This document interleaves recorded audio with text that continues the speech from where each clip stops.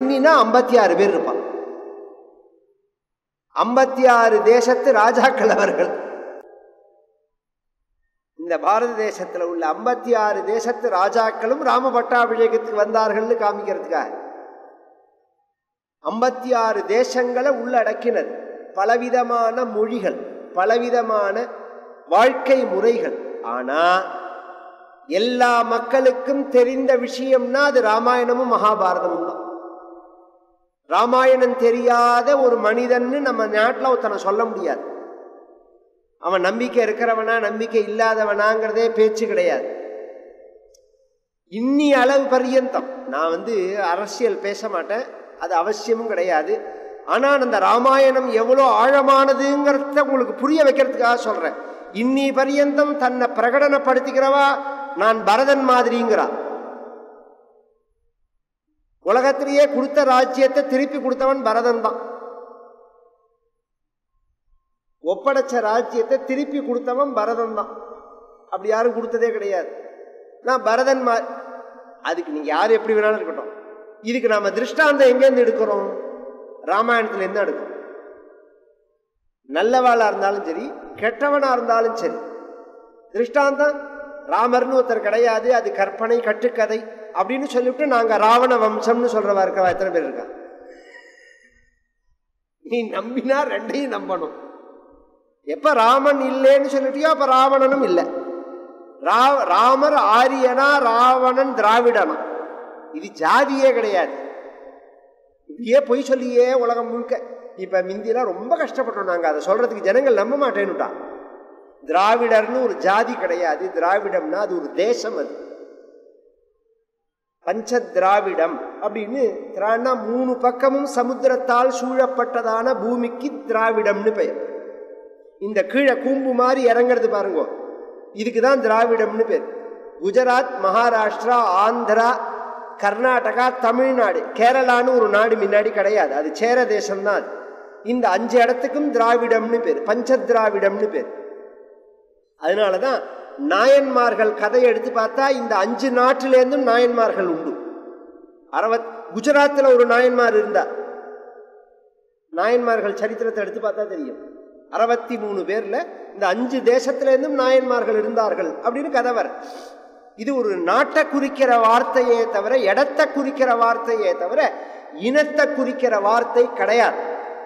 அதுபோல ஆரியன்னாலும் இனத்தை குறிக்கிற வார்த்தை கிடையாது. உயர்ந்தவன் அர்த்தம். எது ஆரியாக பிரசம்சந்தி ச தர்மஹா அப்படிங்கிறான் சாஸ்திரம் சொல்றது. ஆரியர்கள்னா பெரியோர்கள்னு அர்த்தம், உயர்ந்தவர்கள்னு அர்த்தம். பிராமணனோ சத்திரியனோ வைசியனோ சூத்ரனோ அப்படி கணக்கு கிடையாது. ஆரியன் அப்படின்னா உயர்ந்தவன் அர்த்தம், நல்லவர்கள் அர்த்தம், பழமையானவர்கள் அர்த்தம். இந்த 2 வார்த்தையுமே குறிப்பிட்ட இனத்தையோ சமூகத்தையோ மக்களையோ குறிக்கக்கூடிய சொல்கள் இல்லை. ஒன்னு இடத்தை குறிக்கக்கூடியது, இன்னொன்னு உயர்ந்தவர்களை குறிக்கக்கூடியதான வார்த்தை. ராமாயணம் அப்படிங்கிற அந்த காவியம் சத்தியம்ங்கிறது இன்னி வரைக்கும் நடைமுறையில பார்க்கிறோம் எல்லா மக்கள்கிட்டையும்.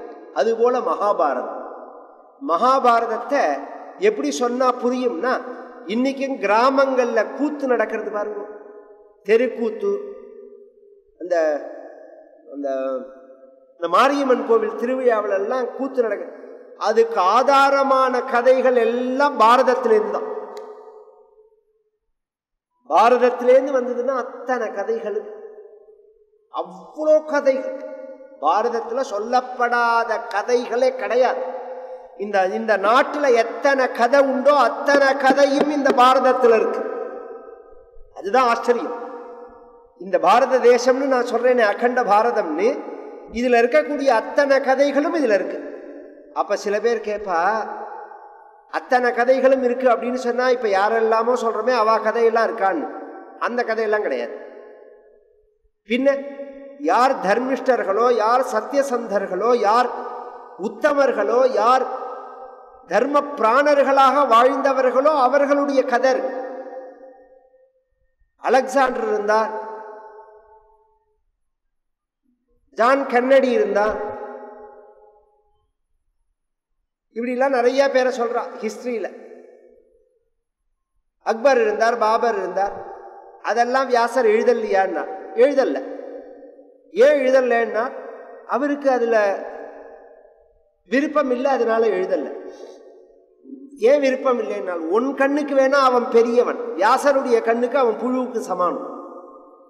வியாசருடைய பார்வைக்கு, நம்ம பார்வைக்கு வேணா இவன் பெரியவன், அவன் பெரியவன், இவன் வசதி, இவன் அறிஞன், மற்றவன் முட்டாள்னு வேணா நம்ம சொல்லலாம். சத்தியத்துல உத்து கவனிச்சோம்னா எல்லாம் ஃப்ராடுங்கிறது நமக்கே தெரியும். இது எல்லாமே ஃப்ராடு. உண்மையா உயர்ந்தவர்கள் யார் அப்படிங்கிறத நம்மளுடைய இதிகாச புராண வரலாறுகளை பார்த்துதான் நாம் தெரிஞ்சுக்கணுமே தவிர, ஒரு கால் இன்னைக்கு ஸ்கூல்ல சொல்லி கொடுக்கக்கூடிய புஸ்தகத்துல உள்ள வரலாறை படிச்சா கூட புரியாது. ஏன்னா அதுவே பாதி பொய்.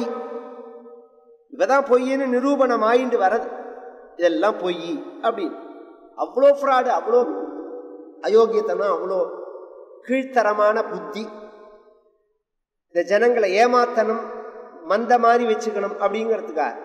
அதையும் தாண்டி நம்முடைய, அதுதான் நான் நினைப்பேன், எத்தனை பக்கா பிளான் போட்டு 100 வருஷமா இந்த திட்டம் நடந்தது. 150 வருஷமா மெக்காலேருந்து ஆரம்பிச்சு நடக்கிறது இந்த ஃப்ராடு. தொலைஞ்சு போச்சு நம்ம தேசம். இதோட இன்னொரு தேசமா இருந்தா இந்த ஒரு திட்டமிடல், இந்த ஒரு பிளான், இந்த ஒரு செயலுக்கு அழிஞ்சு போயிருக்கும். இத்தனையும் தாண்டி இப்ப நாம திரும்பி கிளம்பிட்டோம் பாருங்க. இத்தனை ஃப்ராடி, இத்தனை அயோக்கியத்தனம், இத்தனை ஏமாத்தலையும் தாண்டி எது சத்தியம்னு ஜனங்கள் புரிஞ்சுக்க ஆரம்பிச்சுட்டார்கள் பாருங்க. இதுதான் நம்ம தேசத்தினுடைய உயர்வுங்கிறது. நம்ம சாஸ்திரம், நம்ம இதிகாசத்தினுடைய உயர்வுங்கிறது அதுதான். எது உண்மையான வரலாறு அப்படின்னு நாம் தெரிஞ்சுக்கணும்னு ஆசைப்பட்டா ராமாயணமும் மகாபாரதமும் படிச்சாதான் புரியும். அதை படிக்கிறதுங்கிறத காட்டிலும் பெரியோர்கள் மூலமாக கேட்கணும். அதை கேட்கறதுக்கும் படிக்கிறதுக்கும் வித்தியாசம் உண்டு. ஏன்னா படிக்கும்போது நம்ம புத்தியில என்ன இருக்கோ அதுதான் புரியும். அங்க கேட்கும் போதுதான் அதுல உள்ள உண்மை என்னங்கிறது புரியும். படிப்பதுங்கிறது சமுத்திரத்துல உள்ள நீரை நாம் எடுத்து உபயோகப்படுத்துவது போல, கேட்பதுங்கிறது அதே சமுத்திர ஜலத்தை மேகம் கொண்டு கொடுக்கறது போல. அதே சமுத்திர ஜலத்தை தான் மேகம் கொண்டு கொடுக்கறது. அது உப்பு கரிக்கிறதா எங்கேயாவது? இல்ல, சுத்தமா இருக்கு. சமுத்திர ஜலத்தை நாம நேர தொட்டோம்னா ஒண்ணு பண்ண முடியாது, கையெல்லாம் கச்ச கச்சன்னு ஆயிடும். அது மாதிரி சில விஷயங்களை படிச்சா புரியாது. என்ன, இப்ப கண்ணாடி நான் ஒயிட் கலர் ரீடிங் பவர் போட்டுன்னு இருக்கேன், இதே நான் ப்ளூ கலர்ல கண்ணாடி போட்டுன்னு ஒரு புஸ்தகத்தை பார்த்தேன்னா அந்த புஸ்தகத்துல உள்ள எழுத்தெல்லாம் ப்ளூ கலர்ல தெரியும். கிரீன் கலர்ல போட்டுன்னு பார்த்தேன்னா கிரீன் கலரா தெரியும். அது மாதிரி அவன் ஹிருதயத்துல என்ன ஒரு தன்மை இருக்கோ, உணர்ச்சி இருக்கோ, அந்த உணர்ச்சிகளோட புஸ்தகங்களை படிக்கும் போது அந்த உணர்ச்சிகள் தான் வெளிப்படும். அதுதான் கண்ணில் படுமே தவிர அதுல உள்ள நல்ல விஷயம் கண்ணில் படவே படாது. அந்த நல்ல விஷயங்கள்லாம் நமக்கு புரியணும்னா நல்லவர்கள் மூலமாக நாம் அதை கேட்கணும். அப்பதான் நம் கண்ணுக்கு அது புரியும். இதுல மகாபாரதம் அப்படிங்கிறது 5வது வேதம். இந்த ராமாயணத்துக்கும் மகாபாரதத்துக்கு என்ன வித்தியாசம் அப்படின்னு சொன்னா, எப்படி வாழணும் அப்படிங்கிறத தர்மத்தை மட்டும் சொல்லின்னு போறது ராமாயணம். மகாபாரதம் அப்படி இல்லை, அதர்மத்தையும் நமக்கு காமிக்கிறது. ஒருத்தன் வேதாத்தியனம் பண்ணினத்தினாலையோ, ஒருத்தன் தபஸ் பண்ணினத்தினாலையோ, ஒருத்தன் உபவாசம் இருந்தத்தினாலையோ, ஒருத்தன் பூஜை பண்ணினத்தினாலையோ, ஒருத்தன் யாகம் பண்ணினத்தினாலையோ அவன் உயர்ந்தவன் அப்படின்னு ஆயிட மாட்டான். ஏன் அப்படின்னா அவனுடைய சுபாவம் இருக்கு, அது சுத்தமா இல்லாம அதுல தப்பு பண்ணினான்னா எல்லாமே தப்பா போயிடும். தப்போ ந கல்போ அத்யயனம் ந கல்பஹ ஸ்வபாவிகோ வேத விதிர்ஹி ந கல்பஹ பிரசஹ்ய சித்தாஹரணம் ந கல்பஹ ஸ்வான்யே ச பாவோபஹதானி கல்பஹ. தபஸுங்கிறது சுத்தமானது தான், அது தோஷம் கிடையாது. வேதாத்தியனம் பண்றதுங்கிறது உயர்வானது தான். வேதத்துல சொல்லப்பட்ட தர்மங்களை அனுஷ்டானம் பண்றதும் உயர்வு தான். சித்தத்தை அடக்கி யோகாபியாசம் பண்றதும் உயர்வு தான். ஆனா இதெல்லாமே நல்லவனா இருந்து பண்ணணும். நீங்க நல்லவனா இருந்து இத பண்ணலன்னா இதெல்லாமே வீணப்படும். இந்த வேதாத்தியனம்ங்கிறதோ ஜபம்ங்கிறதோ பூஜைங்கிறதோ யாகம்ங்கிறதோ பால் மாதிரி. நாம் நல்லவனா இருக்கிறதுங்கிறது பாத்திரம் மாதிரி. நல்ல பாத்திரத்துல பாலை விட்டாதான் அது கெடாம இருக்கும். இன்னும் சொல்ல போனா வெள்ளி தங்கம் மாதிரி உள்ள பாத்திரங்கள்ல பாலை விட்டு குடிச்சோம்னா அதுக்கு எஃபெக்ட் கூடவும் ஆயிடும், சக்தி கூட ஆயிடும். அதே பாலை நாய் தோல்ல செய்யப்பட்டதான ஒரு தொன்னையில கொண்டு வந்து கொடுத்தா குடிக்க முடியுமா? நாயோட தோல், அந்த தோல்ல ஒரு பாத்திரம் இருக்கு, அந்த பாத்திரத்துல பாலை ஊத்தினா எப்படி அந்த பாலும் கெட்டு போயிடுமோ, சுத்தமான பாலும் கெட்டு போயிடுமோ, அதுபோல நல்லவனாக இல்லாமல் அவன் வேதாத்தியனம் பண்ணினாலும் சரி, அவன் பூஜை பண்ணினாலும் சரி, அவன் யாகம் பண்ணினாலும் சரி, அவன் ஹோமம் பண்ணினாலும் சரி, அவன் தர்மத்தை அனுஷ்டானம் பண்ணினாலும் சரி, யோகாபியாசம் பண்ணினாலும் சரி, மௌனவர்த்த